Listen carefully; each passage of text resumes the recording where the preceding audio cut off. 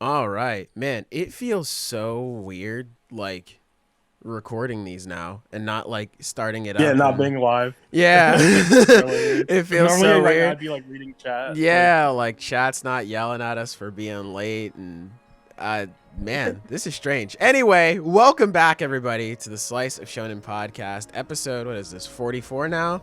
God damn, I didn't have to actually write out the description and stuff ahead of time now. Again, really weird. But anyway, we are back. We're doing this recorded style, epic style for right now, because I don't know what's going on, but shit ain't working. So we're just going to pray that things don't malfunction on my end now, or else this whole podcast is cursed. I don't know what to tell you. But anyway, getting right into it, I have my co-host here. It's a very small team, but a team nonetheless. It's the me. Hey, how's it going?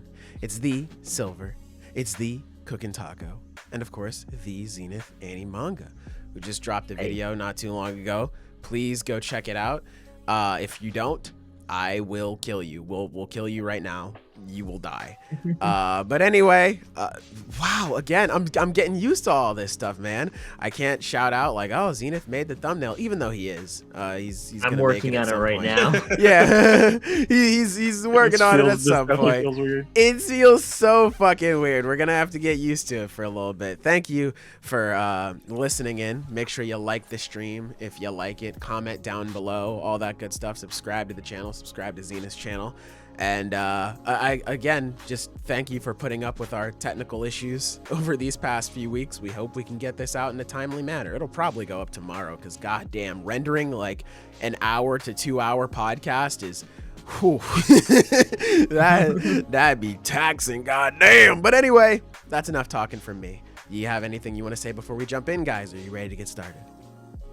Let's go. I'm ready to get started. Yeah, let's do All it. right, let's dive right into it then. One Piece, chapter 1066. Fellas, how we feeling about this one? Holy shit, this was a great fucking chapter. Oh, hell yeah. This is really good, dude.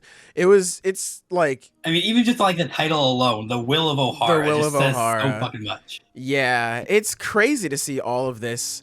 I mean, it makes sense, but it's crazy to actually see all of this link back to Ohara, like the revolutionaries being inspired by them and all of that good stuff. I was talking about this with Taco before a few days ago when the chapter dropped unofficially.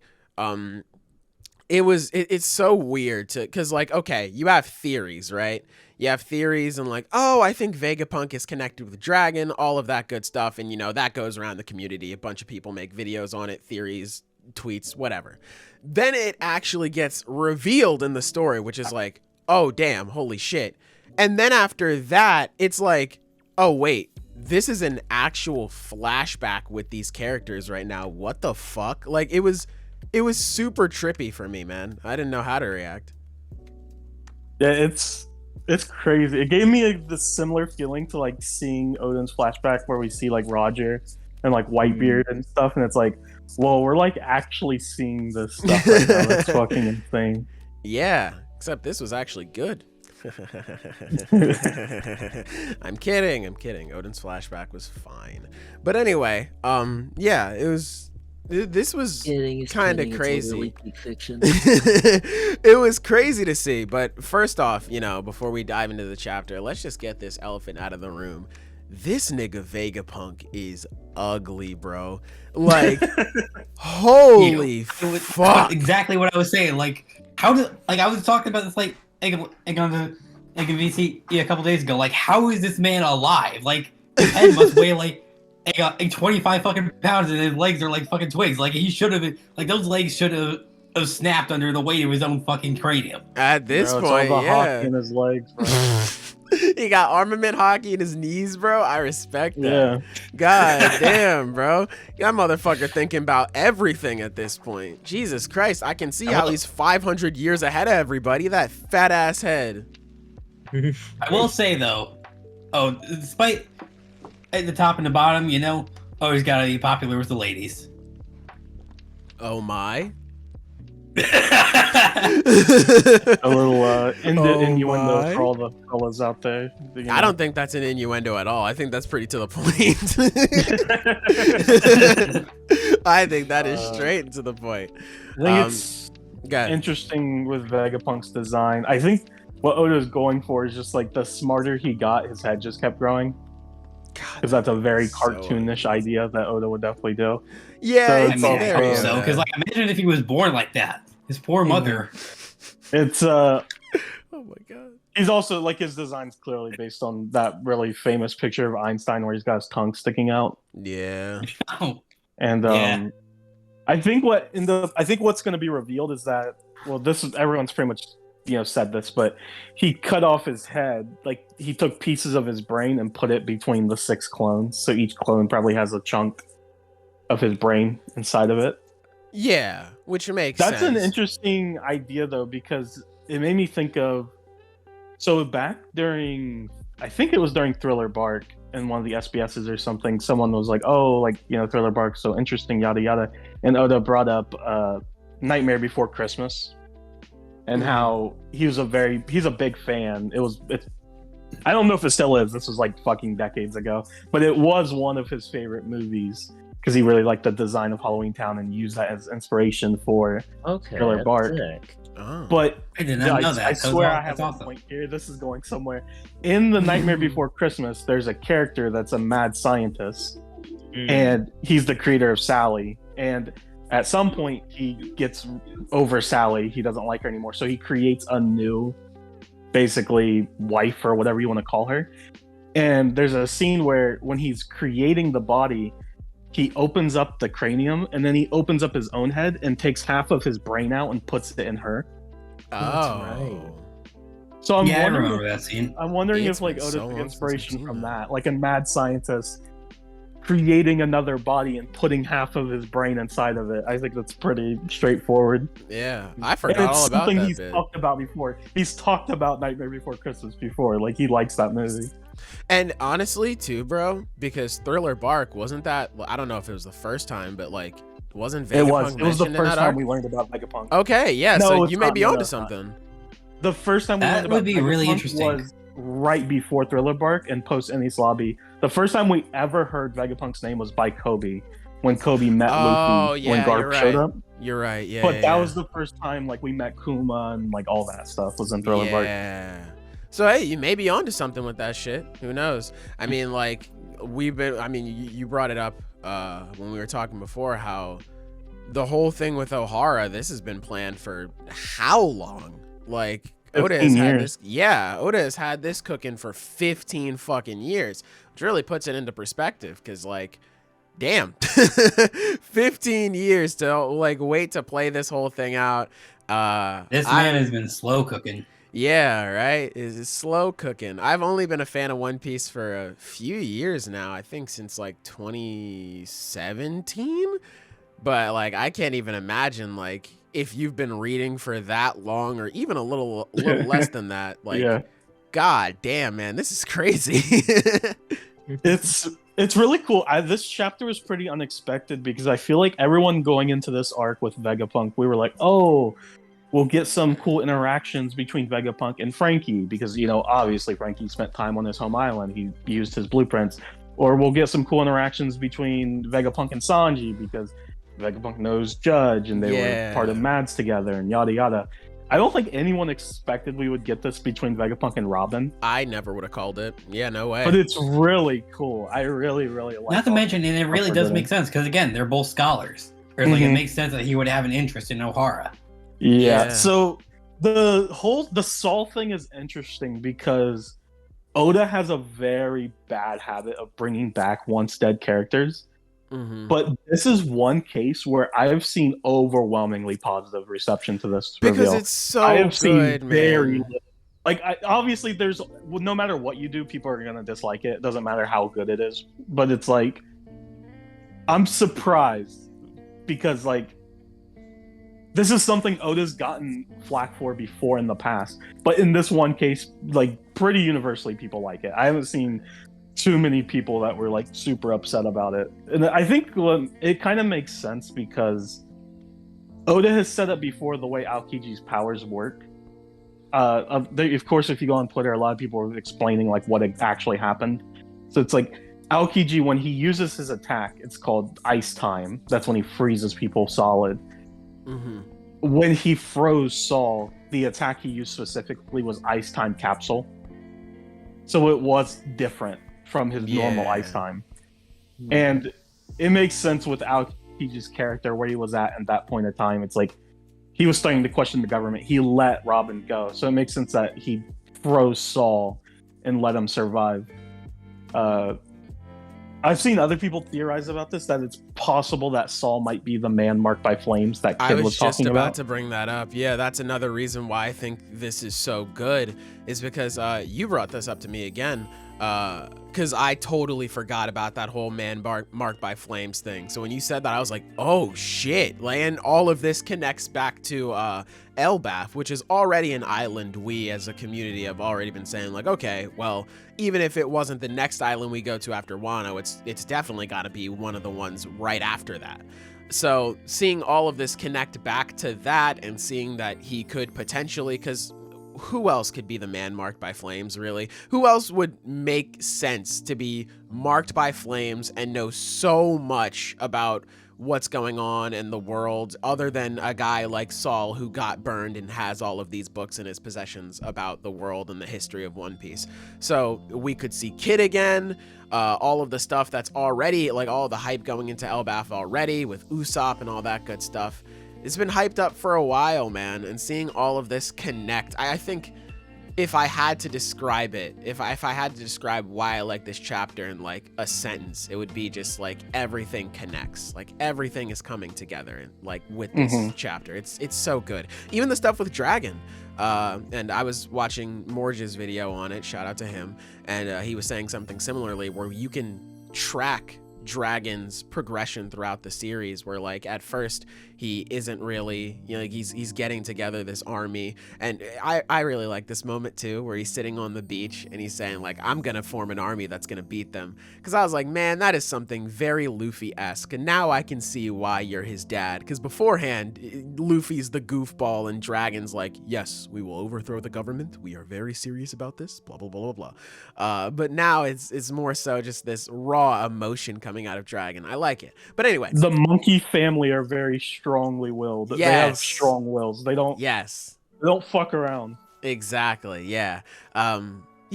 Just what I was mentioning earlier with Dragon, being able to track his progression and all of that good stuff. It's really interesting, and it's really cool to see how far he's progressed, especially with this history with Vegapunk. And they were chatting with each other just a few chapters ago, so I wonder how that's gonna play a role in things, because I just remembered that. It's so to break it down just very, very briefly for the people who haven't heard the theory or anything like that. The idea is that Saul, when we see him in this chapter, we don't see him fully, but like most of his body, he's covered in bandages.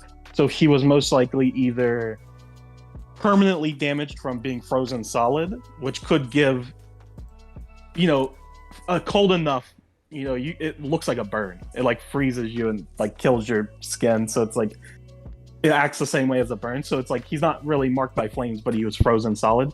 Or he was unfrozen by the fire on the island, and then he was burned by the fire on the island. Either way, he could be the man marked by flames. And Kid specifically, when he brings up the man marked by flames, he's talking about tracking down the final road poneglyph. Saul fits that description because he took all of the knowledge. He has in his possession all the knowledge that the Oharan archaeologists had, which might have some clues to the final road poneglyph. And also, we know he's hiding out on Elbaf. And we've been theorizing for literally years that the final road poneglyph will be either on Elbaf or connected to Elbaf some way, shape, or form. And there's been tons of people have brought it up before that Shanks is probably connected to Elbaf. Either he's allied with them, or they're, you know, he has some type of connection to Elbaf. And it's like, the final road poneglyph used to be on Fishman Island. That's where it was when Roger found it. But someone moved it. And the theory people are coming up with is that Shanks moved it to hide it and put it on Elbaf so it would be safe. And that would just be a nice way of bringing it all together. Do you Because think like it Sailor could? said, because then everything connects. Elbaf becomes up to this point. Elbaf has always been one of those places we've heard about so fucking much. I mean, Oda loves Elbaf. Clearly, he Mhm. talks about it all the fucking time. And Usopp and Luffy have both been like, "Yeah, let's go to Elbaf." Usopp mainly, like, "I want to go to Elbaf." But now we have a direct reason to go there. It's never been. It's Yeah. always been like, "Oh, we'll go to Elbaf later. We'll go to there eventually." Now it's like after Egghead. I think it's just it has to be the next arc. We gotta go. Yeah. And it's like it's not like oh we should go. It's like oh shit we gotta now. Like Yeah, they have to now. Like, yeah. I was gonna ask, do you still think it's Shanks or do you, I mean we saw earlier with Saw scooping up all the stuff out of the I guess the little pond or whatever on Ohara. Do you think it was him, Saul, that moved the last road poneglyph after what happened? it could be either or. Actually, I don't know. That's an interesting question. I mean, it may have been his crew because I mean he was pretty fucked up after that. So I mean, it was probably them, I'd imagine. I've seen people bringing this up, and this is an idea I've never considered, but I actually think it's interesting. But it's possible that Shanks like knows Dragon, and they might even be on friendly terms. I don't want to go so far as to say that they're straight up working together, that they're allies. I'm not going to say that because there's no evidence for that at all. But it's like it wouldn't be unusual if that is the case, that they have some type of connection. I think it's interesting now that Saul is on Elbaf and he has the Ohara knowledge and all this stuff, and people have been theorizing for years that Shanks has connections to Elbaf too for lots of reasons. I'm not gonna fucking read down the list, but if you know, you know. Type shit. Right. Yeah. We'll see it play out. I think it's not gonna be too long. Like, actually, I don't think Egghead's gonna be that long of an arc. Like, I really don't think we have like a whole lot left. 60 chapters, easy clap. No. I feel like I don't think it'll be a long one either. It'll be like a nice little intermission. Fuck, what was I gonna say? Oh yeah, I wouldn't be surprised if There was Shanks one and thing Dragon. Oh, go ahead. No, there was just one other thing I was wondering in regards to all the books. Like I brought this up before, but like, how is it that those books have actually managed to stay in one piece despite being tossed in a lake? Well, you see, the series There was called so One Piece, so they just invoked the will of D and stayed in One Piece. Type shit. Yeah, That's the will but- of Ohara, bro. Over, Oh, bro. the The will of archaeologists infused their Bro, hockey you're on into it. the You books. get it. I see the vision type shit. Mhm. I don't know. That kind of sounds capped to me. I just thought there was What do you so mean? many They books. literally survived. They Yeah. just did, bro. Like I thought don't- there was just so many books in that little area that like it basically filled up that hole, and so like that's how they were able to stay there.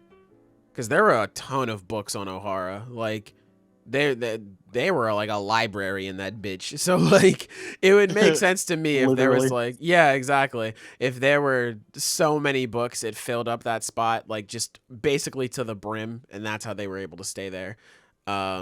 Or it could be, since there's like the hole, obviously, it could just be just like that, like the land around it is stopping it from scattering. But I don't know. I just whatever. think I just think Oda didn't like. I think there's a certain level of disbelief that needs to be had to enjoy One Piece as a whole. I think this is just one of those things where it's like, oh, they're in the water so they don't burn. It's Yeah, that sounds fine I to don't me. think Oda thought about Yeah, it. that too sounds far. a-okay to me. Yeah, all right, all It's right. odd. There's also That'll even the be at simple that. explanation that they care about their work and laminated them. Yeah, Lamination type shit. I mean, That these are worked for that. professionals, you know? I, Like, they're taking care of their shit. People so to talk Alright, about alright. books, actually, people have been pointing this out. I saw Arter, shout out to Arter on Twitter. Shouts out to brought Arter. it up. The giants that are gathering the books out of the lake who work for Saul are Haruden and his ally, like the Haruden pirates, who are now working for Luffy. I So, didn't even notice that's that until just you pointed it out. Yeah, that's a cool little detail. Because actually, people have brought up before, like that's been a theory for a long time, that Haruden will actually like help the Straw Hats get to Elbaf or like get into Elbaf because it's closed off. But it's like that might not happen. But Haruden does, now assumedly have a connection to Saul and like knows him and all that. So that's pretty cool. I see. That is pretty nice. Yeah, I didn't hear about that one, but yeah, I didn't even notice it was Harden and his gang until I like you said, can't you wait pointed to it get the out. Elbaf, because now it's like we're gonna see Saul. It's been people have talked about for forever. We'll most likely see Dory and Bragi again. They're like that's been a theory that they're probably on Elbaf now. Oh hell we'll see yeah! Arden. Like there's it's one of those things where I think Elbaf, which it's kind of, I think some people might be disappointed because I think some people were like, oh, Elbaf will be cool because we'll get like a giant villain or anything like that. There's absolutely zero reason that the Giants would hate the Straw Hats in any capacity. The Straw Hats have been allies with the Giants forever. Exactly. Like, the Giants, for every reason imaginable, should love the Straw Hats. Yeah. The Straw Hats took down Big Mom. They're allied with Harden. They're friend, Robin and Saul are friends. It's like they have, if Elbaf is allied with Shanks, then Shanks, cares about Luffy. It's like there's a lot of reasons to suggest that. I think Elbaf, when we get there, will probably be more like a Zoe type arc, where the Minks were just completely friendly. Like they were under the impression that the Minks were dangerous and eat people and yada yada, but it's like the Minks love the Straw Hats instantly because they helped them. Yeah, I feel like that'll especially lead you considering his own connection with the Elbaf now. Okay, I feel like that's absolutely got to play into it. Mm-hmm. For sure. You think Robin's gonna use her Delpher to create a big version of herself to give Saul a big hug? Oh my god! Oh man, that would be amazing. Oh my god, problem with bro, that would kill me. It would. Yeah. That does. I feel like that's actually a good bridge. You could just create big the arms. other part of it. Yeah. That's the other part. I feel like that also bridges into the next part of this chapter. I really love just like Robin herself, like her whole, like her reaction to everything. Oh, that panel of her smiling where she's oh crying. my god! She's not genuinely, I she's no longer the last of her own legacy. Like there's some part of Ohara and other parts of the world that are alive, and it's not just her. Or I mean, that hits me where I live, man. Like that's so fucking good. I'll it's admit, really good. The Robin's she was one of my favorite characters in One Piece, but she hasn't had a lot to do in a long time. So I kind of my feelings for her weren't as strong. I still loved her, obviously, but it's like not as much as the characters that are consistently doing shit. So it's like Enies Lobby is my favorite arc in the series, and Robin's backstory is my favorite backstory in the series, and the I Want to Live moment is probably just my favorite moment in the series. Yeah. Like, that moment literally makes me cry every time I watch it. It does not matter. It literally does not matter the context. I will cry. Yeah. So this chapter kind of reignited that like little bit of nostalgia and that like emotion I have for Robin, where I could feel myself tearing up just like watching her cry and be happy and all that. It was so good. I really like I like the little backstory we get for Clover in this chapter because it really recontextualizes things. Because it's like Clover, when we first meet him in Robin's backstory, it's like he just comes off as kind of like an old man who's really friendly and he really cares about Robin and he's intelligent and all these things, but he seems very like he doesn't want Robin to get involved because it's like dangerous. Mm-hmm. But now to find out that Clover back in his younger days was this like adventurer who was getting arrested and doing all this wild shit. Didn't he get arrested like 10 times too? Yeah, it's really cool. He was a fucking gangster. It's interesting because Clover's very popular because he knew Vegapunk, he knew Dragon, and Rayleigh knew him too, so we can assume Roger knew him as well, because if people who don't remember, back on Saboti, when the Straw Hats met Rayleigh and they're at Shaki's bar, Robin like asked the question. She said like, "How did you know what's on the Poneglyphs? Like, how did you read the Poneglyphs?" And Rayleigh's like, "We're not scholars like Clover. Roger could hear the voice of all things." Mm-hmm. So assumedly Roger and Rayleigh both knew Clover personally, which is really cool to think about as well. Yeah, man, it's just it's so sweet seeing all this stuff with Ohara. Like another, it's really nice. Little detail is Dragon doesn't have his face tattoo yet. He's not we don't know what the tattoo symbolizes, but he has the same symbol on a band around his leg. Oh, yeah, you're right. Okay. Yeah, all right. I kind of just took it as like oh, this is just his design and he just gets cool face tattoo later. All right. But like, So yeah, that sure. tattoo has some type of meaning, which is, we could have guessed, but it's like we don't know what it means. But he was wearing it before he got it tattooed on his face. Wearing it on my pants is not enough. I need it tatted on my face. I need to let niggas know. I wonder if that's what it is. It means like maybe it's like some type of symbol of freedom, some type of symbol of the ancient kingdom, maybe, where it's like I was about to say I wouldn't be surprised if it was like an ancient kingdom thing.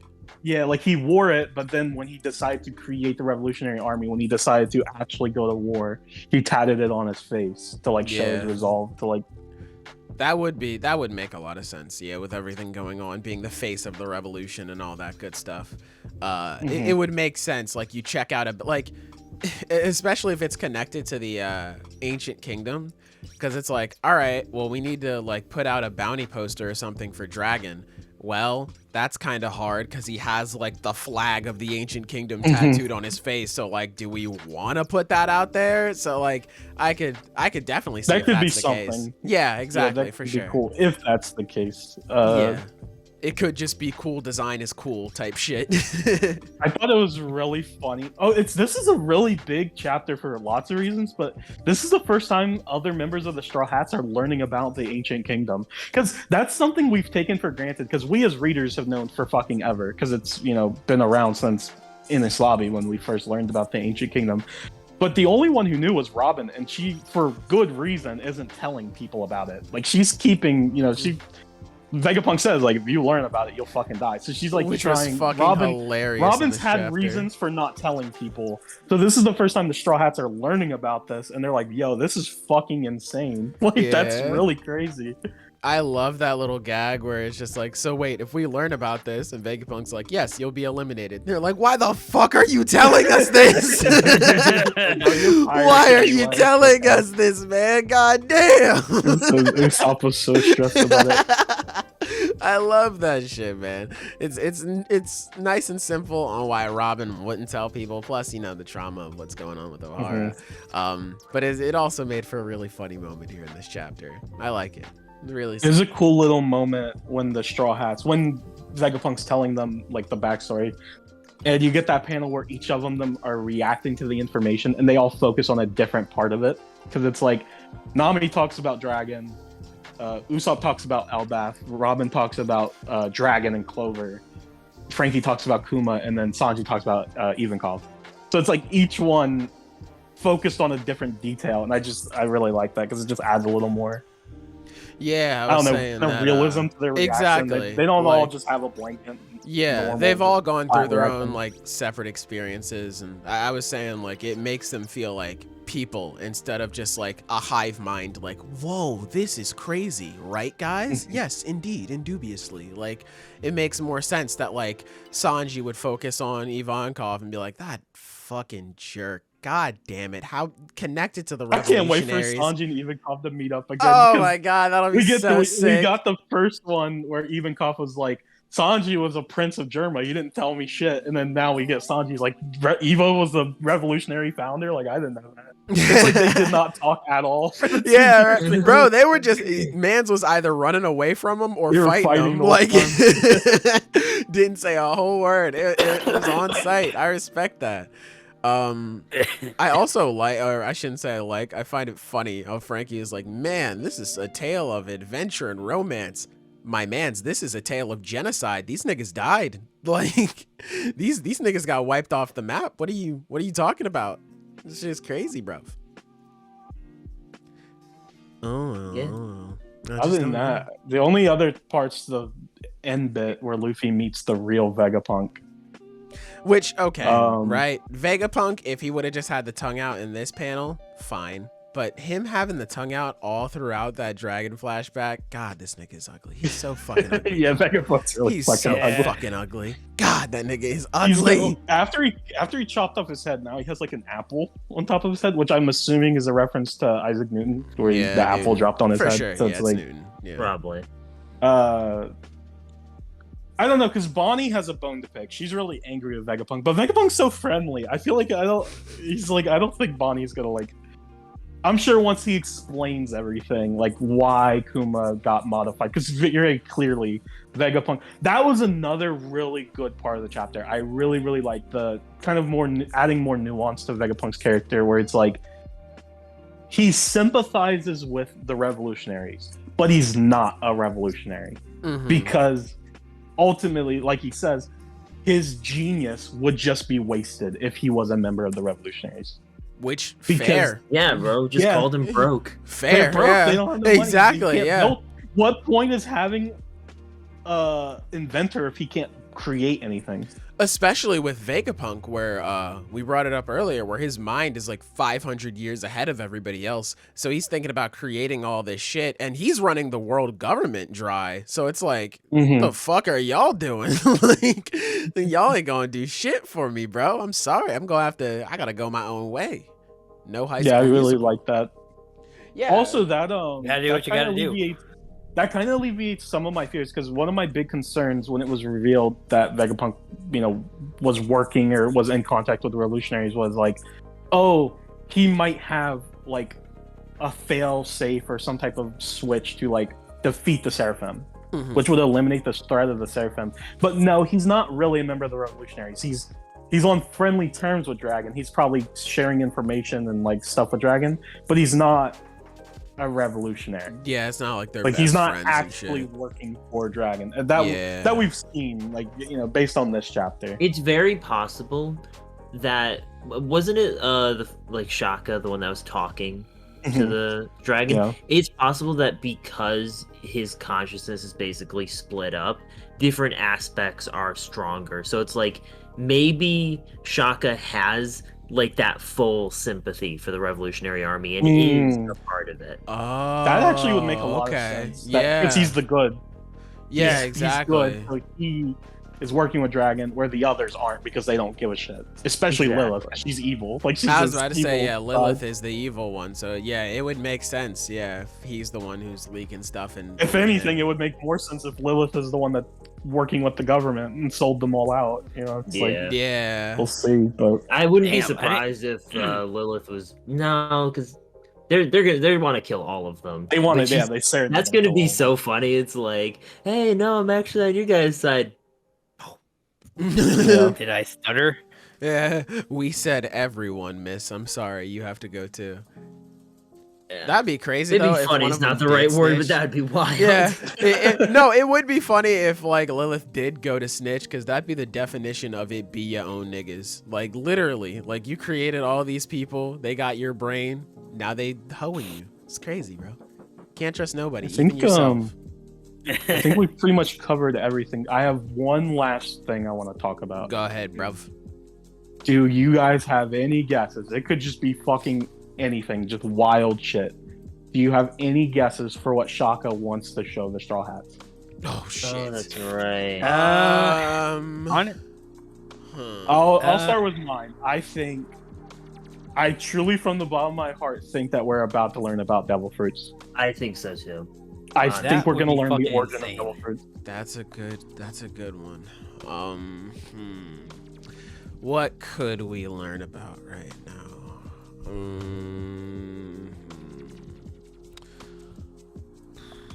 I'm thinking, because he wants to show the Straw Hats something in particular.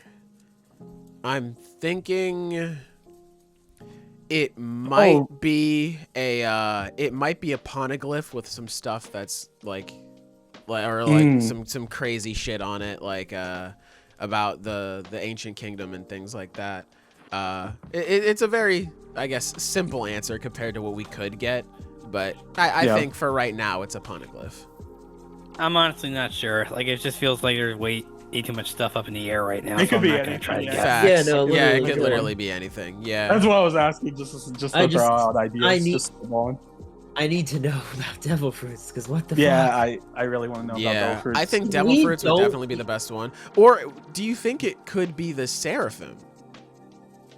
I mean, like, I think they'll be connected because I think the Yeah, that's seraphim, the way the seraphim are created using the the lineage factor, I think I think is that's also connected to fundamental to how devil fruits I are think- made. Okay. Okay. I think what he's actually going to explain is he's just going to explain what lineage factor is, because we got a brief explanation from Yanji back during Whole Cake Island. I think that was Oda just kind of whetting our appetites, like, okay, this is a thing that exists. Yeah. I think now we're gonna get the full exposition dump where it's like, this is a lineage factor, this is how it works, this is how you manipulate it, this is how you create Seraphim, this is how you create cyborgs like the Vinsmokes, this is how you create Devil Devil Fruit. Fruit. I think we're gonna get everything now. Okay. That would be Hopefully. amazing. That'd be pretty good. Yeah, I hope that's what's happening.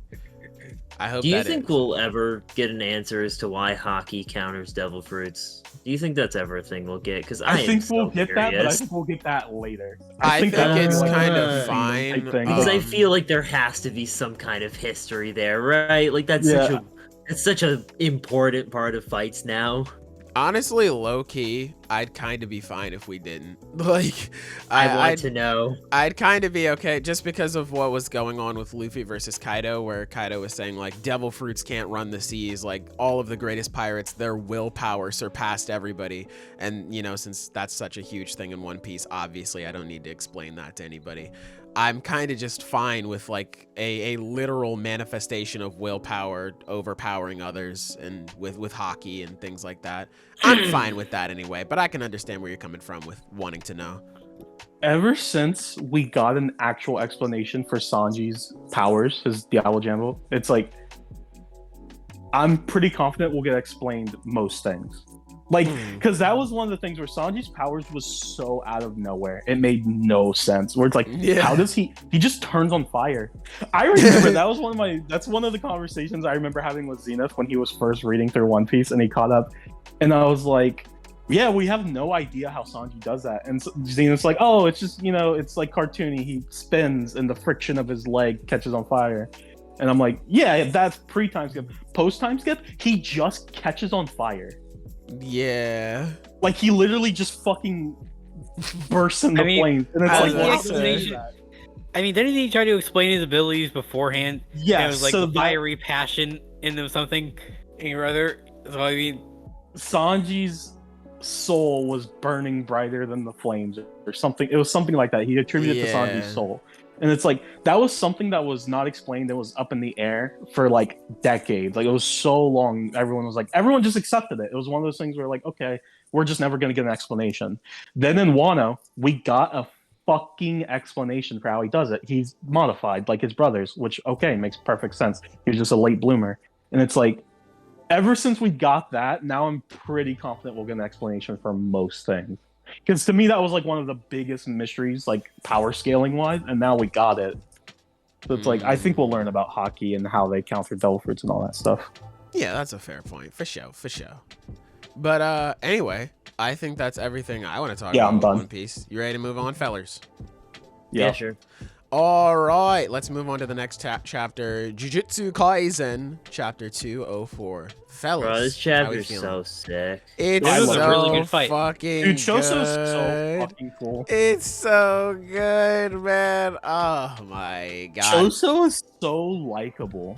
There's He's just so something good. about Choso that's like, Choso's such an interesting character because he was a villain, but even as a villain, people loved him. Yeah.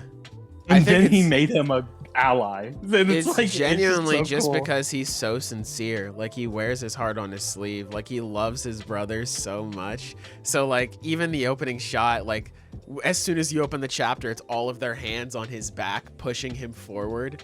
And they're just like, you can do it, big bro. And he's like about to cry thinking of them. He's like, I got this. It's so sweet, man. Oh, it's so sincere. I remember- love it. When I was reading through and like, because you get the whole thing where Choso's like, oh, Yuji, you're my brother, and yada yada, and it's like, okay, this is kind of cool, but it's like Yuji clearly doesn't give a shit. The reveal, the twist that it's like they're actually brothers, is so yeah. fucking good. Dude. I It's love that so actually much. brothers. Yeah. And They're it was great. actually brothers. Like, It was great too, because they had that little gag in Shibuya. They were like, first Toto and now this guy. Like, what the fuck is up with you, Yuji? He's like, I don't know this Yeah. nigga. He tried to kill me. right? It's You know, great. actually, that didn't hope Yuji that didn't finds actually out. occur to me that they actually are brothers. They're because, actually brothers. the- Yeah. they're actually The fucking brothers, just ghetto. straight up. Yeah. like, Well, I- Kenjaku, That's yeah. actually fucking just hitting me now. Like, holy shit. Dude, what, bro? Yeah. Bro. God damn. Bro, Bro, my know, man's look, was I know, not I know. reading, bro.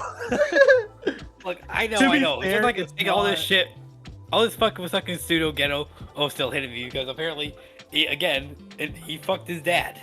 Yeah. Yeah, fucked to your be fair dad, to shit Silver, lips. I can understand why you would miss it because it is kind of confusing and It's it's not very really low-key. focused on. But yeah, Kenjaku is Choso's father and Kenjaku is Yuji's mother. They are technically speaking, they have the same parent. They are brothers. Yeah. Yeah. Holy fucking shit, that's insane. Yeah, man. Oh It's my fucking God. Liddy. It's Liddy over here, bro. But yeah, speaking of Kenjaku, Mans is going crazy in this chapter. I fucking love this fucker, dude. I love Kenjaku. I really like I Kenjaku a love lot. him. Yeah, he's so sick. I was unsure about it because it's like, oh man, Mahito was such a good villain, and now Kenjaku's taking the spotlight. How is he gonna play into it? Like, is he gonna be as good? Yeah, in my opinion, I love him. I love him so far. He's really cool, dude. Speaking of really cool, and Kenjaku, page 17, where Choso launches the supernova, and it's just everything around Kenjaku just gets flattened. That page is so fucking sick. I love it. I don't know what he's doing, but whatever it is, it's cool. I like after he does it too, he's just like, ah, shit. Like, he realizes, like, oh, damn it, I messed up. Fine. And then Yuki coming in. I may have been an only child, but good work, big brother. So fucking sick. God. Oh my I love how God. fucking like happy Choso is. He's like, wait, what? Did I fuck up? I did No. it. Fucked up. Fuck yeah. Let's It's so go. good because he didn't even hit him. He just fucking got so Exactly. happy. I was just about to say, didn't even land a punch on him. Just got him to use something other than his curse technique, and it's such a massive W, man. It's And then- so good. Well, Kenjaku was so upset. Like, Yeah. you can tell that he was just so like, God damn it. Fucking Like, he did shit, not want yeah. that to happen. And the fact that Yuki came out like immediately was like, all right, I can Immediately, get to work. yes. Yeah, I can get to work now. I can see what he's doing. I cannot wait. I feel like this next chapter, whenever it is, because the unofficial said we're on break, but then the officials came We out are. today and Oh. said we're fine. Are we on break? Oh, I actually didn't look at the unofficials. If they say we're not on break, then we're not on Well, break. the unofficial I would said we're definitely on take break, and then I looked at the officials and they said next chapter coming in 7 days. 100%. Yeah. So Then yeah, we're not on break. So next okay. week we're only on break for Black Clover, I believe. Damn. We get everything else. Yeah.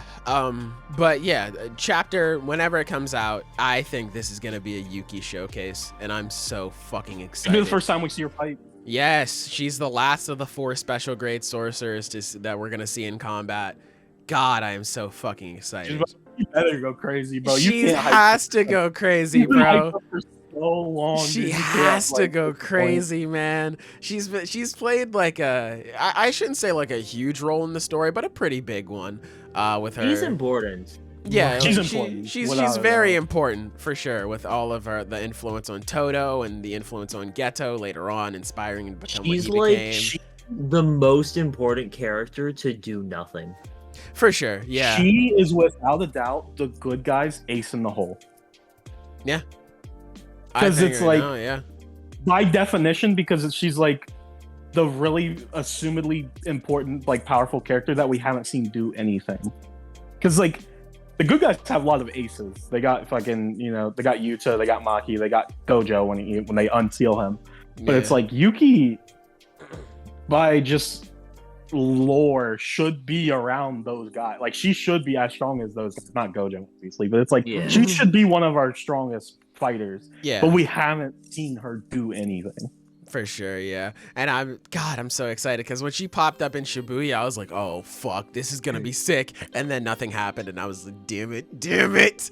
But now we got no other option. We got to throw hands. I can't fucking wait to see what her curse technique is, how she's going to fight. I will ask, though, do you think that she pushes Kenjaku back here? Do you think Kenjaku retreats? No. I don't know about that. I don't think so. I think Kenjaku is it's just like on a very whole hard. separate level of his own. It's I just- feel like I don't- for the story, he has to get a dub here. Well, here's the thing, right? I was thinking the same thing, and I was going over this. I should have been sleeping, but like as I was after we got off at like fucking 7 a.m. I fucking I was Lord, man. thinking, yeah, I was thinking, I was like, man, because I was going back through the days and all that stuff. So Sumiki, Megumi's sister. We're going in to save her, all that good stuff. She has 19 days to enter the Culling game. Well, then we learn when we get that big lore dump from Kenjaku, like, okay, today's November 9th. She has to make her pledge by the 19th. We got 10 days to go in there and help her out. Cool. So this is happening on the 16th. This is happening 3 days before she has to make her whole thing. And I was like, maybe Kenjaku will get pushed back here. I don't know. Or maybe he'll steal Tengen and that's it. But at the same time, because Kenjaku was saying like, oh, the Culling game, like, I already got what I needed out of that. I don't give a fuck about that anymore. But in terms of our characters, like everything is happening with them. I mean, granted, this was 2 days ago when the military come in and do a sweep. So like, I don't know. Like I was trying to connect all of the dates and everything back to each other to see, because we're still in the midst of all this shit with the Culling game so far. And it would be crazy if, you know, the Culling game is still going on and before that even ends, Kenjaku's like, all right, cool, I win, GG's, and then just wraps up. So I'm leaning towards the side of she pushes him back. But like, I don't know, man. I'm gonna believe in Yuki. I'm gonna make my guess she's gonna push him back. I mean, I could probably see that, but I mean, you know, he's got to have something else going on like on the side, because like maybe it's like while he's here, you're dealing with them, something else is going on somewhere else. Also, and then it's like, GG, I win. And like, I don't know. Oh, it's like reality is that JJK is a series where no one's safe. Oh yeah, no way. 100%. I don't think he would kill Yuki right now because Yuki's not doing. She's the first time. If the first time she fights, she dies, that would be so incredibly lame. But also at the same time, everything. I don't think Kenjaku will lose here. I think Kenjaku could afford to lose here. Like, I don't think him losing here is like it ruins his plans and yada yada yada. But it's also like, I feel like he has to do something here. I think if he does snatch up Tengen, it may be a situation where like Yuki has him on the ropes and then it's like a quick reversal and then he gets out of there. Because that's ultimately all he needs. Like, he doesn't need to just straight up beat down. Yeah, he doesn't need to just straight up beat down Yuki. And then he winning. Like he comes through with something. Yeah, like because his objective, it isn't to beat Yuki. Like, he could literally just walk in, and even if he, you know, like, I'm not saying Kenjaku straight up can't beat her in a 1v1, but it, like, he doesn't have to. Like, even if he's having a little bit of trouble, he could just yoink and then just leave. Like, he doesn't have to sit around and wait for anything. So it may be a situation where it's like Yuki has the upper hand and then something happens. And then she gets caught off guard, Tengen gets yoinked, and then he gets out of there, and Yuki's like, well, fuck. That would be my... Actually, I think that's what's going to happen. Yeah. I actually genuinely think that's what's going to happen. Because then they're going to have to... Yuki's going to have to go to the calling game and be like, hey, guys, we fucked up. Like he got Tengen. Like, I don't know. We got to do something now. Like, it's... For sure, yeah. And then that, you know, I mean, then we'll be able to shift focus back to the calling game, because it's like, we'll see what's going there with the military and everything. Yeah. Yeah, actually, I think that's gonna happen. I think they'll have a fight, and either it'll be pretty much a draw, or Yuki will have the upper hand. Because it wouldn't make sense for Kenjaku to have the upper hand, because he would just kill her. So it's like she has to either be like equaling out or have the upper hand. And then Kenjaku, like you said, his objective isn't to kill her and Choso; it's just to grab Tengen. So as long as he does that, he technically wins. He has no reason to just go all out against them if he can just take Tengen. Yeah, it could be a situation where it's like because Tengen and Yuki, they were behind the barrier as we can see Yuki come through it in this chapter.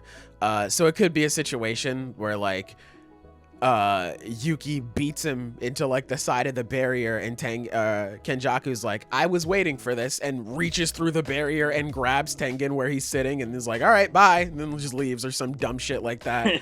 But like I think, yeah, that's the most probable way. It keeps Yuki looking strong, it keeps Kenjaku looking strong. It kind of just keeps everybody Progresses the plot, yeah, it because progresses now- the plot, keeps everybody looking good. I guess we'll see. Yeah. He just kills her next chapter. Oh my god! Oh my god! Then this motherfucker's taking too much inspiration from Bleach, because damn. Squad Zero. Yeah, I was about to say Squad Zero was sick, and then they weren't. That's just how it was. So yeah, I'm thinking Yuki is gonna show out in this next chapter.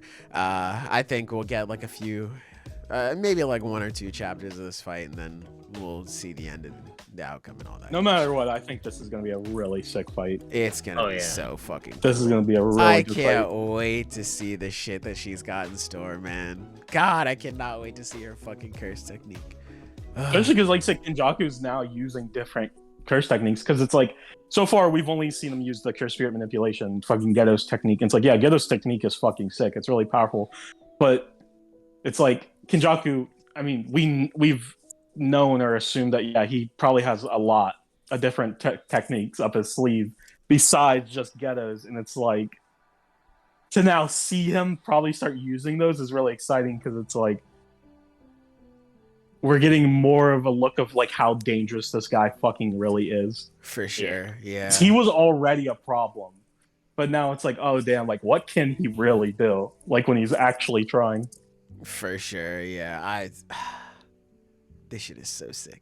Like, I love this. It's so cool to see, because these were the two. I mean, like, even back in the day with Yuki when she was talking to Geto about like their sort of not really differences, because Geto didn't know what he wanted to do yet, but Yuki sort of explaining her side of the story and things like that. Then you get to Shibuya, and it's sort of the same thing where they're talking about their different ideologies, her and Kenjaku. Now we get here and they're actually fighting. God damn, I can't fucking wait for this shit, man. I love Jujutsu Kaisen. That's crazy. But I guess that's all I have to say about this chapter so far. Bro, Yuki really gonna be on the next volume cover. That's wild. Okay, but like, why would you say that though? Does it bother you? Okay, but like, why would you say that? Like, wait, what chapters are gonna be in the next volume? It's 'Cause I gonna know be not the ones exactly around the Maki. chapters, Yeah. is it? How many chapters were that? How many chapters was that fight? I don't remember. 5, 6. Something like that. Something like that, or a little more. I feel like it'll be Maki, and then I think once we get here, it might be Yuki or it might be Choso, to be honest. What do you guys think of the new volume? I think it looked pretty sick. With, Yeah, I love with it. Kashima, yeah. Ashimo, I like I forgot his name. Damn, bro. Damn, bro. You like the bro, cover? You don't JJK has a remember his lot of name? fucking Japanese ass confusing names, bro. Bro. Next, you're gonna tell me you don't remember Ichiji. Yeah, bro. Bro. Am I supposed to? Bro, you don't know who that is? I might. I don't remember the name. God damn, bro. Shake my head. If you know, you know. Type shit. If you know, you know. Anyway, I'm ready to move on before I just. I'm ready to move on before I just rant in a circle about how much I fucking love this series. Because God, I will not shut up about how much I love this shit. So let's move on to another series that I absolutely adore, Chainsaw Man, Chapter 110. Fellers, how are we feeling about this one? Well, now we know why he made her get naked so fucking Denji could look at her. Exactly. He was sitting there. He was like, well, how can we have their confrontation and Yoru not get fucking murked immediately? I know. We'll just have her in her underwear. I mean, it makes sense. Yeah. Makes sense. Denji's such a fucking clown, dude. I swear. When he sees the other he's girl, completely. he's like, don't worry, he's about to reveal it. God, he's such an Don't idiot. worry. Yeah, you and He's like, me. that was such a natural way to reveal it. Yeah. Like, come on, man. No, That's he's a so fucking cool. idiot. I love that shit, man. It's so good. I guess to get the elephant out of the room again, similar to One Piece. God damn, Yuko is ugly. God damn, Yuko. Her new design is just oof. She's looking rough. Which, mean, by the way, I was I don't not think she's expecting her to Vegapunk. survive. Yeah. Yeah, I don't think she's Vegapunk levels or whatever, but yeah, like, how the heck is this girl not chopped liver right now? Like she should Yeah, be. I'm really Ian, surprised she survived. Yeah. how is it that is still in One Piece after all of that? Like, she got sliced and diced up. I'm telling It's really, you, bro, it's such I a think it's the Fujimoto trade-off. thing because none of us guessed like what actually happened. None of us like we had no idea what was actually gonna happen because it's like Fuck no, man.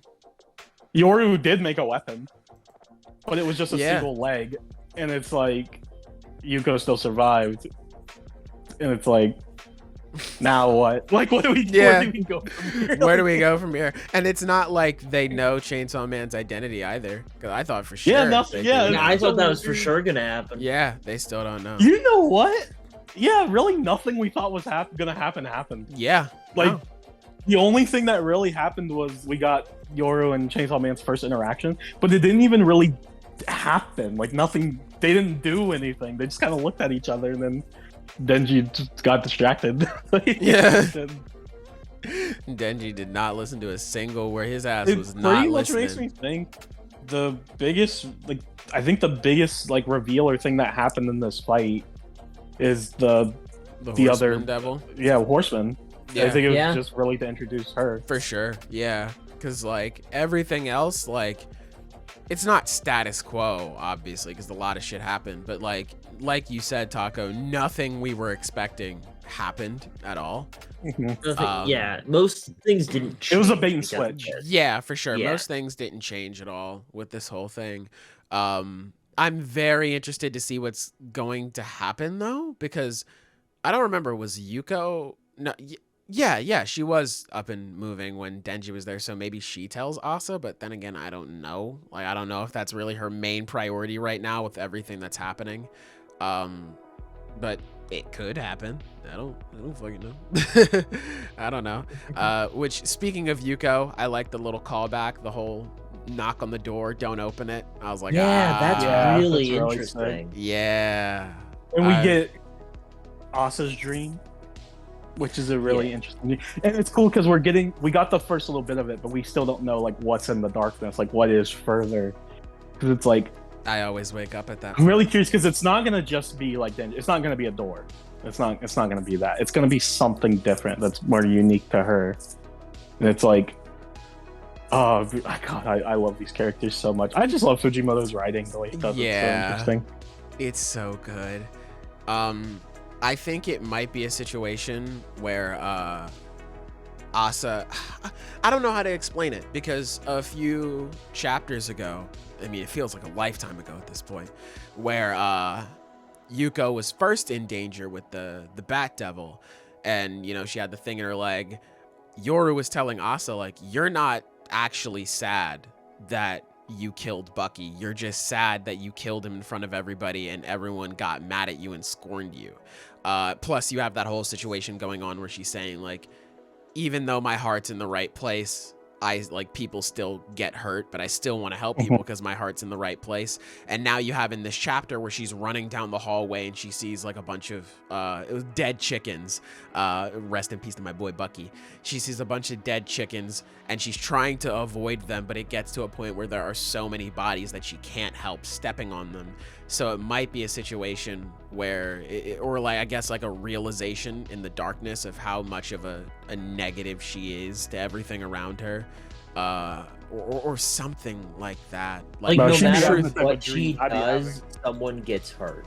Yeah, like a truth that she doesn't want to face, because that was the same thing with Denji, where with his dad and everything like His that. dad, yeah. Exactly. So it's probably going to be something along those lines. At least in my opinion. I don't know. Good It could be shit. something I different. genuinely, I think Asa is my third favorite character behind Makima and Denji. Really? I can, yeah. Yeah, Okay. the more She's I mine. see of her, just the more I like her. It's like every chapter. I just really like Asa a Yeah. lot. I like Asa Yoru and too, Yoru but are I great. think Asa's really, she's my favorite. Yeah. So Yeah, do we that's know fair. what the whole deal with Yuka is? She's supposed to be, you think she's like a fiend or something? Like what's happening with her being combined with this devil? Huh. Because it's like, 'Cause, maybe okay, she could just be a new thing that we haven't, so the maybe. whole used thing before. that's been really big in the community lately, and this has been ever since like the whole thing with Yoru and Asa, right?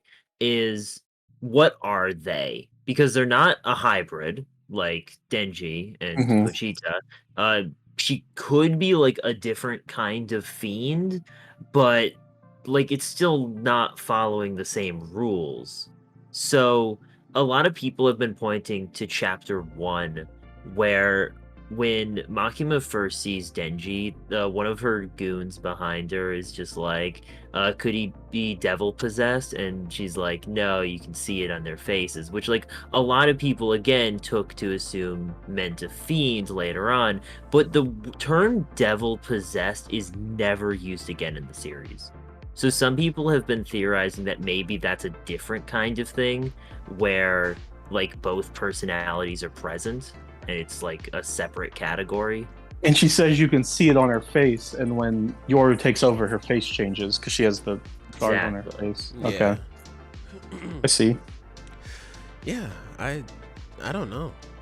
So Yeah, it's because weird. Yuko's a weird situation because she made a contract with the devil and it possessed her, but now it's like she still Oh, she looks different because she looks like she has her normal like human like body, but she still looks like the devil, but she still has her own consciousness.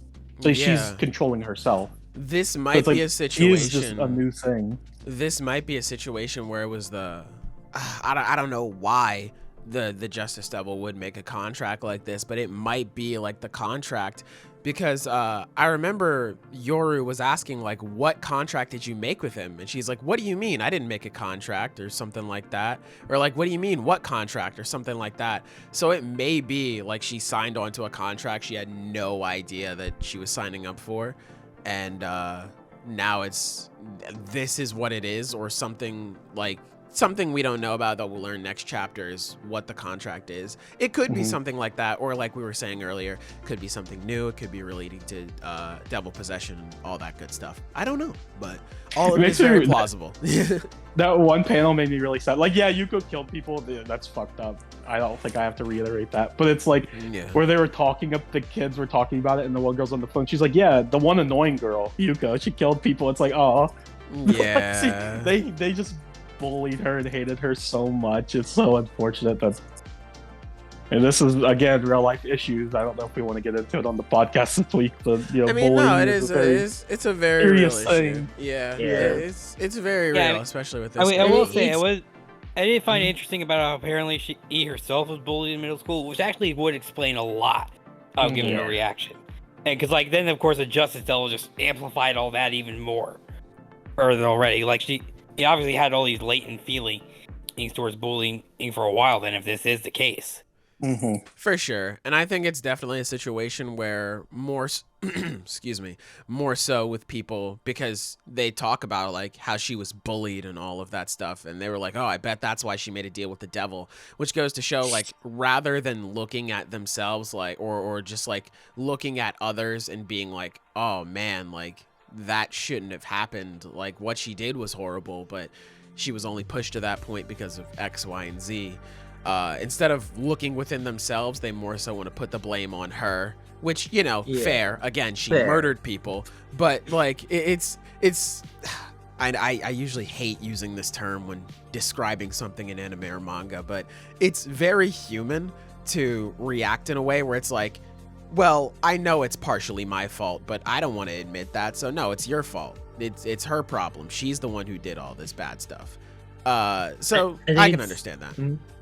It's interesting how her goal was to like get bullying to stop with her attacks, and she probably just made it worse because it's literally like it just goes to show that the mentally weak get tricked by devils easily. Like that's the last line of that scene. Yeah, I was gonna touch on that too. Yeah, it's really sad. Yeah, it's aside, like all jokes aside about her design and shit.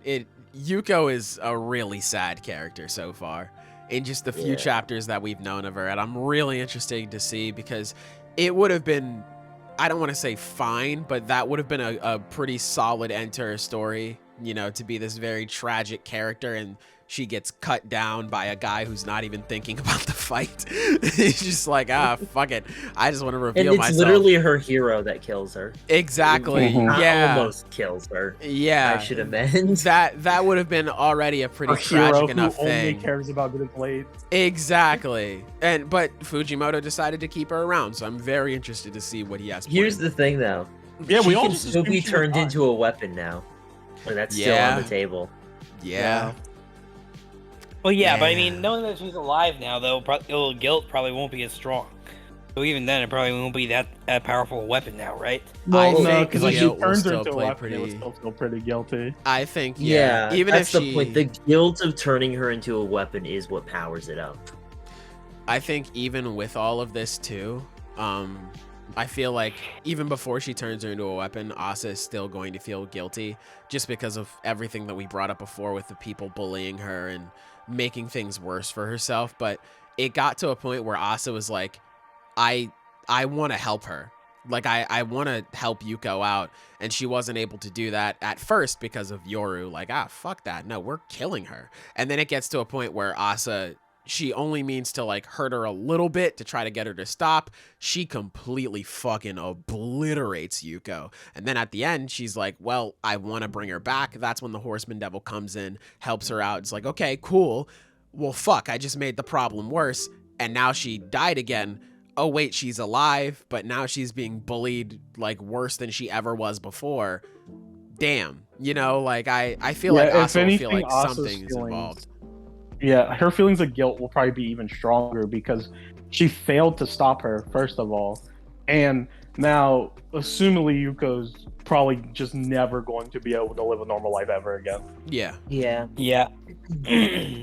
For sure, yeah. Or like we mentioned, it could just be a simple thing of like, I don't want to turn her into a weapon. I finally have her back type shit. Like, I can finally be friends with her and all that good stuff. It's like not really up to her though, is it? Yeah, no, you're right. You're absolutely right.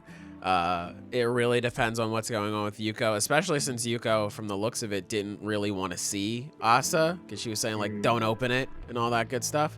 So I don't know. It really does depend. Truly, I don't know where shit's going in typical Fuji fashion. Yeah, she doesn't seem as manic as before, so like she's calmed down a bit, I feel. Yeah. Also, like, maybe she's feeling ashamed that she didn't want to confront her, but wanted to say goodbye. Like, cause like you said, she's obviously got to go on the run now.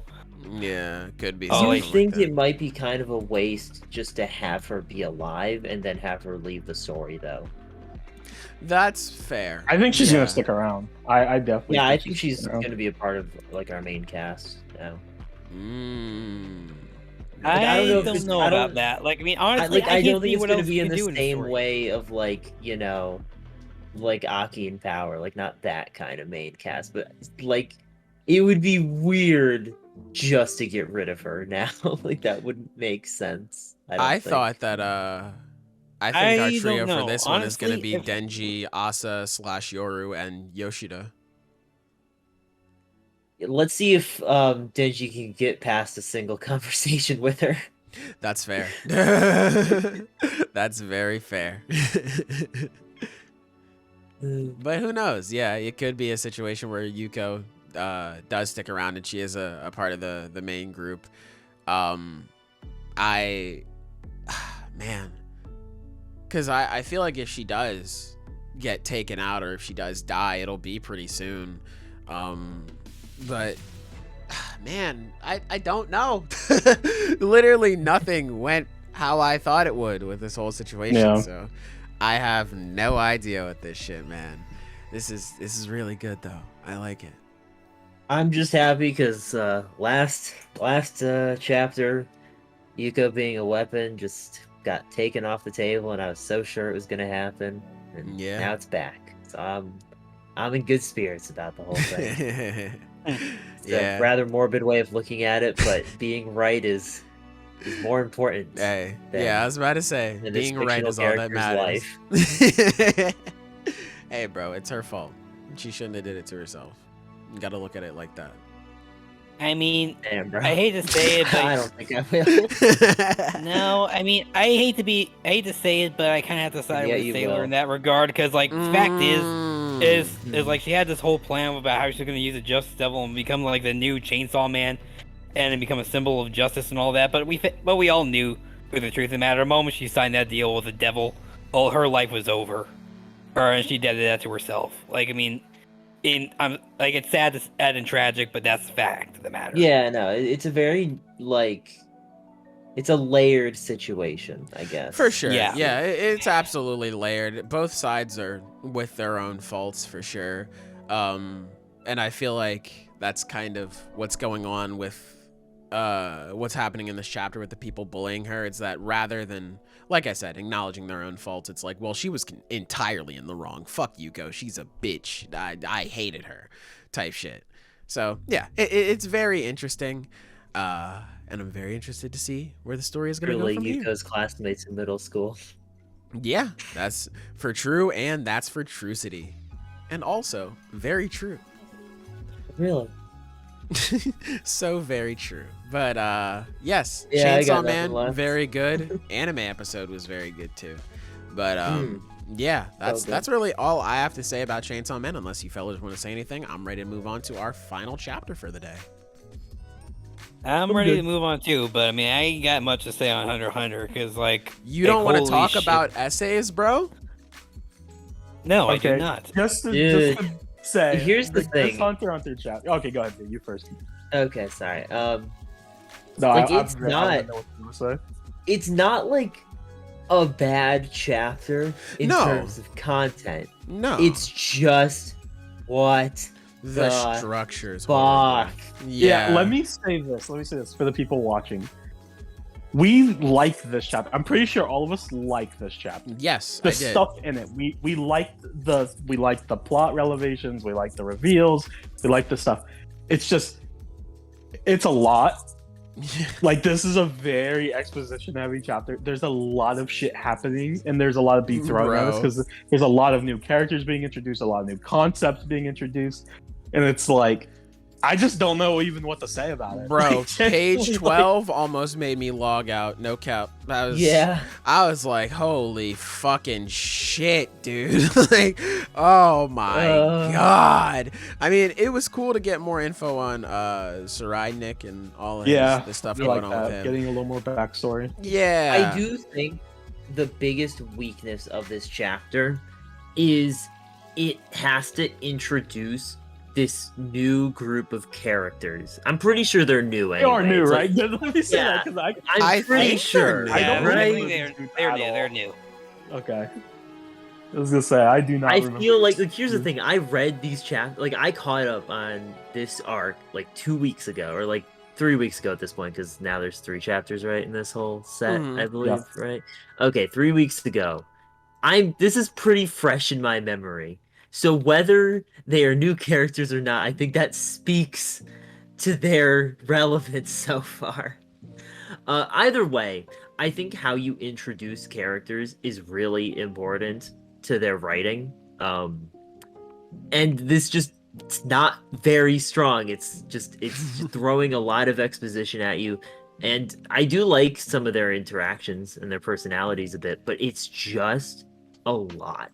And I don't think that is the best way to go about introducing this new group of characters that they might be important. They look like they might be. They're Saridnik easily- soldiers. Yeah. That's So a we've big talked deal. about Saridnik is most likely just the main villain of the arc. Well, that's kind of simplistic because it's That's- Hunter x yeah. Hunter, but it's like he's one of the most important characters in Yeah. the arc, and these guys are directly connected to him. Yeah. It's just Yeah. it I was don't a know. lot. It's It kind of is interesting. a lot of because- cool stuff, and I don't like the execution of it. Yeah, that's to me the most interesting thing that I got out of it was just their relationship with Saraidnik, where it's like because Yeah, we get same this here. impression that Saraidnik's just this unfeeling sociopath like monster, but it's like no, he does like have like he is charming in a way. Like he does have people that like him and want to support him, even though he's a murdering sociopath. It's like really, he's such a weird character. He's really interesting. For sure, yeah. And like I think there was the bit of them talking like, oh man, is this really what he wants and all that other stuff. Like it was cool seeing people that are like closer to him, because all we've really seen is him from an outside perspective, or people just being scared of him, or you know, people being cool with him, and then it's like, all right, cool, and then he murders them. So it's like it's very interesting to see people have some bit of sympathy even for this guy, even like the bit of respect the one guy has, like, don't fucking shorten his name, what is wrong with you?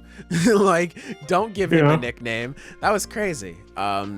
Yeah, just to no, see like this I guy mean, have I'm that. honestly more surprised that there were people out there who would actually give him the nickname to begin with. Who like they had, like they actually feel comfortable enough to do that. Because like again, like you'd think that like anyone who would actually try would just get immediately murked. Like that was the first impression you'd get of the guy.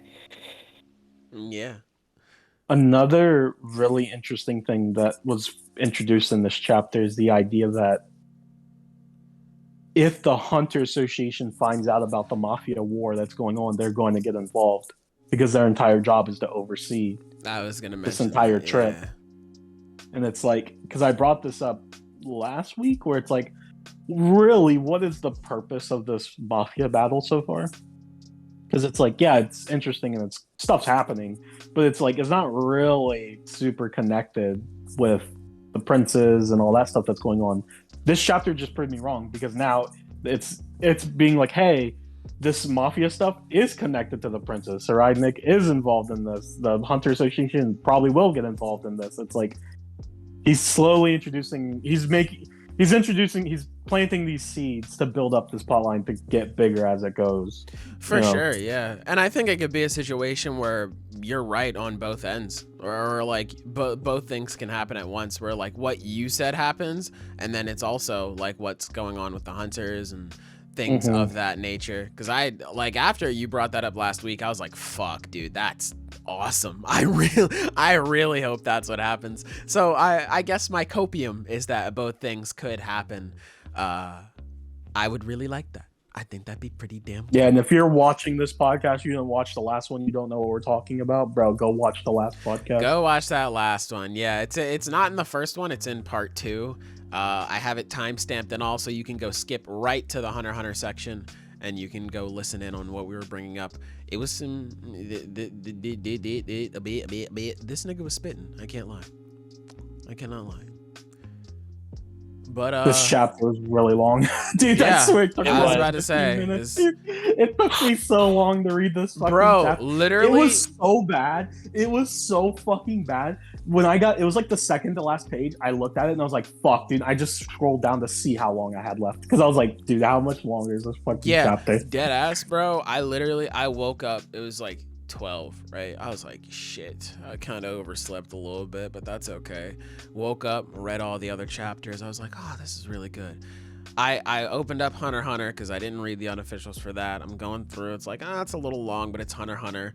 Bro, page 12 hit, I was like, all right. I sat up, I put on my reading glasses, I said, here we go. Here we fucking go. And like we mentioned before, we do like this chapter. It's just, you know, it's a lot, which is crazy because I read light novels. Like right now I'm reading VV Prototype, which is, for those of you who've seen VV Fluoride Eye's song, it's the light novel get based that. off I really that. want to read that. Yeah, I'm enjoying it Is it so good far. so far? Yeah, I've only read the first chapter so far. The first chapter is a little over 100 pages. So I liked it so far. It's really good. But for those of you who don't know, obviously. Yeah, Yeah. holy shit. Yeah, it was the first chapter. I mean, the next chapter is super short. It's like 25 pages. So like I'll probably go through that tonight. Okay. But yeah, light novel, pretty much all words. I don't mind reading those. Like I was reading through ReZero, which I gotta go through I think again. it's It's about The problem- expectation of the medium. It's just how they're scrunched that together. and it's the bubbles. It's Yeah. the fucking when you put all the text inside a bubble and then have like a little image next to it, it makes it so much like more intimidating to look at and read because it's like The text is so much smaller. yeah, the text is smaller. It's like you're condensing it all in this little tiny space. Where a light novel, you have a full page. Like, The light it's spread novel, out all through of the whole words page. have enough time to breathe. Like I can easily go through and I can just read everything, no problem. I can flip the page. It's a lot of fun. But here it's just like, oh shit, I gotta like sometimes I gotta zoom in. And I'm just like, all right, so this is this. You know, it can just be a lot. Plus, you know, with a light novel, it also helps that I know what I'm getting into. And I guess you could argue the same with Hunter x Hunter. But like, man, when you turn the page and it's just that wall of text and all those bubbles, you're like, oh, damn it. Ah, shit. So, yeah, that's just how I feel about it, though. I prefer reading light novels. Togashi, if you just want to put out a light novel, bro, you getting sick and tired of writing this manga shit, I'll read it, bro. I'm in there like swimwear. Like I will read that shit. It's just, damn, it's a lot sometimes, babe. I love you, but it's a lot. But anyway, that's really everything I have to say about this. I don't have anything else to say. Same here. I feel like we covered. Oh, we're right on hour 20 when we get to the outro, or an hour and 20 minutes, not hour 20. Same difference, really. But anyway, that is the end of this podcast. Ladies and gentlemen, thank you so much. Next for week, Black Clover is on break next week. Yes, sir. And I'm pretty sure we got everything else. So we'll have I don't think we have a break. Yeah, but on anything else, I think we're all good. MHA is going to be coming back. Nice. JJK is still here to stay. Luckily, hopefully. You know, unless something else happens, because fuck MHA. Yeah, unless it was a mistake. It might be a mistake in the official. MHA, that break snuck up on me, to be honest. I was just like, oh yeah, we'll get a chapter this week. We're not? Okay. It was reporting that next week Black Clover and JJK would both be on break, but like Sailor said, on the official Viz site, it looks like we are getting a chapter next week. Yeah. But that might just be a mistake. I was about to say it might be a mistake. Maybe they didn't update it yet. We don't really know. But yeah. It sounds like hopefully all we're gonna be missing is Black Clover, which makes me sad because I'm digging Black Clover right now. But hey, it is what it is. Either way, I'm still looking forward to what's gonna be going on with all the stuff that is coming out for sure that we know about. Thank you so much for listening. Make sure you like the stream, comment, all of that good stuff. I know it's not as crazy without our live chat here, but hopefully, you know, you can get adjusted. We're still trying to get adjusted on our end as well. And one day we'll be going live again, but we don't know when. So we'll just have to stick with this for the time being. Thank you so much for listening. We're gonna get the fuck up out of here. Be safe. We love you. Goodbye, Jojo.